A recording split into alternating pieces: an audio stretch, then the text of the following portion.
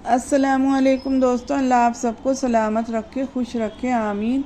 आज हम बना रहे हैं बहुत ही मज़ेदार सी यूपी की डिश। आज उड़द गोश्त की रेसिपी लाए हैं और इसे बनाना बहुत आसान है। बस थोड़ा टाइम लगेगा पकने में, मेहनत बिल्कुल भी नहीं लगेगी और इतना मज़ेदार जायका कि आप अगर खाएंगे तो आपको भी बहुत पसंद आएगा। तो चलिए अब हम इसे बनाना शुरू करते हैं। तो यहाँ पर मैंने लिए हैं 250 ग्राम उड़द साबुत। इस तरह से देखिए, इन्हें हमें अच्छे से धोकर लेना है। और 500 ग्राम हमने गोश्त लिया है बड़े का। आप चाहें तो मटन या चिकन में भी बना सकते हैं, तो उसको आप पहले से भून कर रख लीजिएगा। यानी कि इसे अगर इसमें चिकन में बनाएंगे ना तो आपको अलग अलग भूनना पड़ेगा दोनों चीज़ों को। और अब हमने रख दिया था यहाँ पर 1 चम्मच तेल डालकर गरम होने के लिए। तेल गरम था तो इसमें सबसे पहले हमें ये गोश्त फ्राई करना है कुछ देर के लिए। अच्छे से इसको फ्राई कर लेंगे, इसका कच्चापन भी दूर हो जाएगा और कोई स्मेल भी बाकी नहीं रहती इस तरह से। तो इसको भूनने के बाद हम आपको आगे बताएंगे कि क्या करना है। अगर आपको हमारी वीडियो पसंद आए तो लाइक शेयर ज़रूर करिएगा, बेल आइकन को भी दबाइएगा और हो सके तो हमें एक प्यारा सा कमेंट भी ज़रूर करिएगा।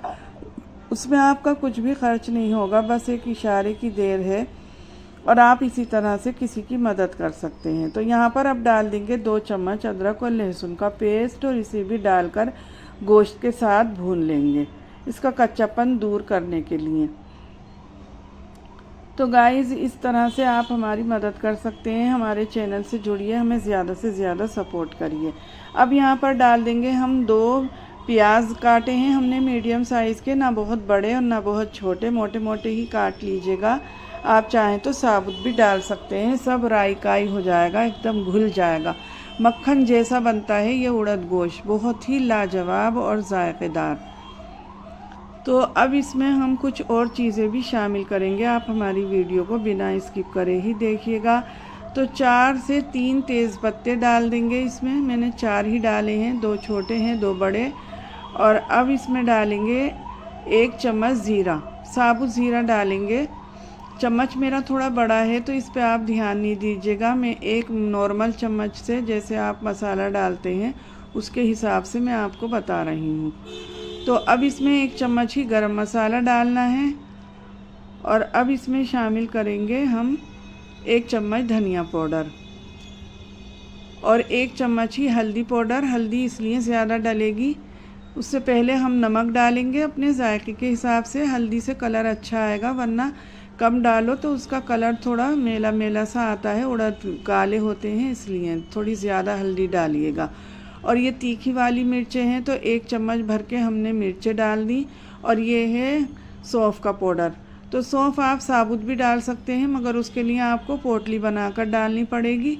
मैंने पिसे हुए ही गरम मसाले डाले हैं, इससे कोई भी चीज़ ज़ाया नहीं होती, सब चीज़ें इसमें ही रच बस के बहुत ही अच्छा और उम्दे तरीक़े से बन जाता है।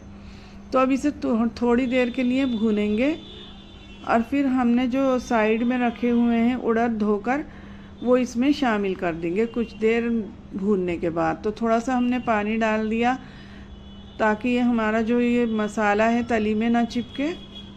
और अब इसे 1 से 2 मिनट भूनने के बाद में हम इसमें उड़द शामिल कर देंगे। तो उड़द डाल देते हैं, अब इसको भी अच्छे से चलाकर और पानी डालकर हम इसे पूरे 30 मिनट पकाएंगे। थोड़े देर में गलते हैं, इसलिए 2 सीटियां लगाकर इसका हम जो है ना चूल्हे की फ्लेम को बिल्कुल कम कर देंगे। हाई फ्लेम पे नहीं पकाने, वरना उड़द मक्खन जैसे नहीं बन पाएंगे। तो यहाँ पर अब हम डाल देंगे 1 लीटर पानी, या फिर आप गिलास के हिसाब से 2 गिलास पानी डाल दीजिए, ताकि जो उड़द हैं अच्छे से नरम हो जाए और तली में ना पकड़े। अगर जल जाए कोई चीज़ तो उसका जायका अच्छा नहीं लगता। तो अब इसे पूरे हम 30 मिनट पकाएंगे और उसके बाद में हम आपको दिखाते हैं। दोस्तों, आप हमारी वीडियो बिना स्किप करे देखिएगा और पसंद आए तो लाइक शेयर भी ज़रूर करिएगा। तो 30 मिनट हो गए हैं, अब इसे हम खोल कर देख लेते हैं। तो ये देखिए हमने खोल लिया है, मगर अभी हमारे जो ये उड़द हैं इसमें कसर बाकी है और बीच में एक बार खोलना लाजमी है, क्योंकि यहाँ पर हम 2 चीज़ें और शामिल करेंगे और वो बीच में ही डाली जाती हैं।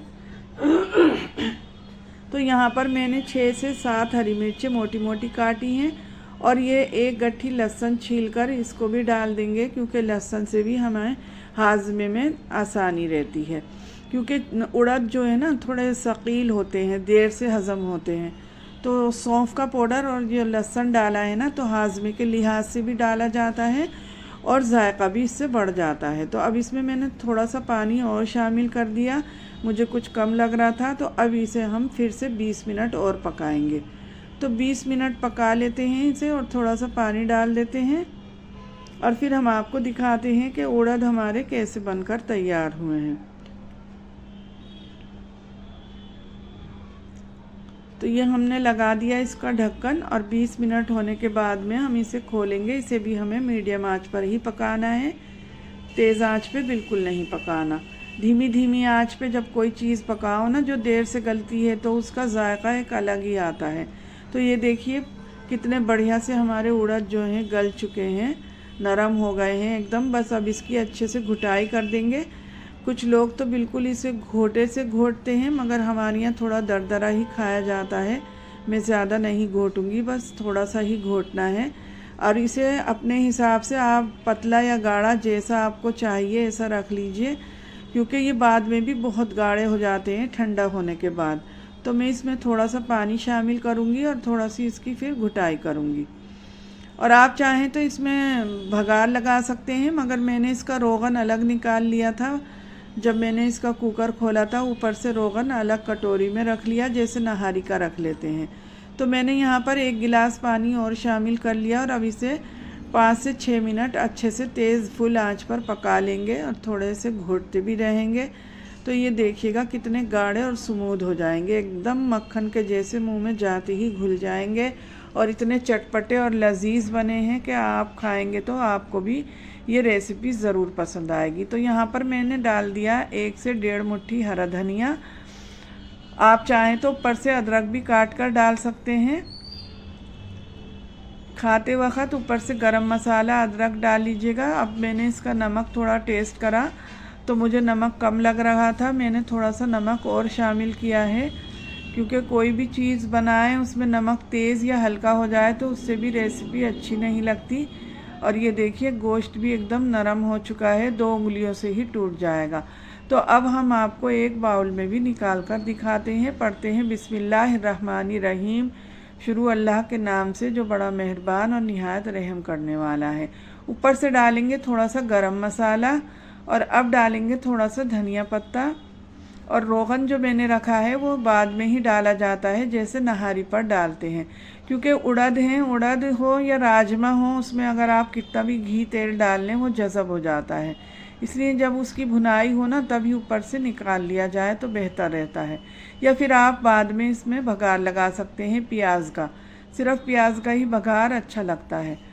तो मैंने भगार नहीं लगाया, मैंने रोगन निकाल लिया था। तो ऊपर से इस तरह से जब हम खाने बैठते हैं तो रोगन डाल लीजिए और ऊपर से डाल लीजिए थोड़ा सा बारीक कटा हुआ अदरक। तो मेरे पास अदरक नहीं है इसलिए मैंने नहीं डाला है, आपके पास हो और अगर आप बनाएं तो आप ज़रूर डालिएगा। तो ये देखिए कितने मुलायम और मक्खन जैसे हमारे उड़द गोश्त बनकर तैयार हुए हैं। पहले भी मैं एक रेसिपी डाल चुकी हूँ, उसमें मैंने भगार भी लगाया था ऊपर से, लेकिन आज मैंने भगार नहीं लगाया और इतनी आसानी से बन जाते हैं ये, बिल्कुल देख के जैसे।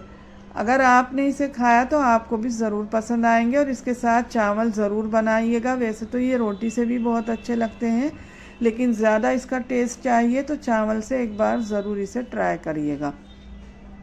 तो मैंने भी इसके साथ बनाए हैं चावल, तो मैं आपको दिखाती हूँ इस पर डाल के। कितने गरम हैं, अभी बहुत ज़्यादा गरम है। मैंने इसे हाथों से छुआ तो मेरे हाथ जल रहे थे, इसलिए मैंने निवाला वापस रख दिया था। पहले तो मैंने चम्मच से ही दिखाया था, मगर बाद में जब मैंने हाथ में लिया तो हाथ सह नहीं पा रहे थे, क्योंकि ताज़ा बना हुआ है, बिल्कुल गर्मा गर्म चावल भी अभी तैयार किए हैं।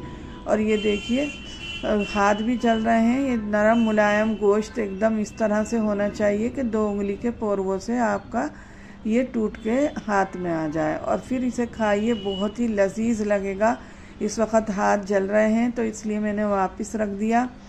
और इतना लजीज और जायकेदार उड़द गोश्त बना है ना कि आप बनाइए और खाइए। अल्लाह आप सबके खानों में बरकत करे और माह रमज़ान की ढेर सारी बरकतें अज़मतें नसीब करे।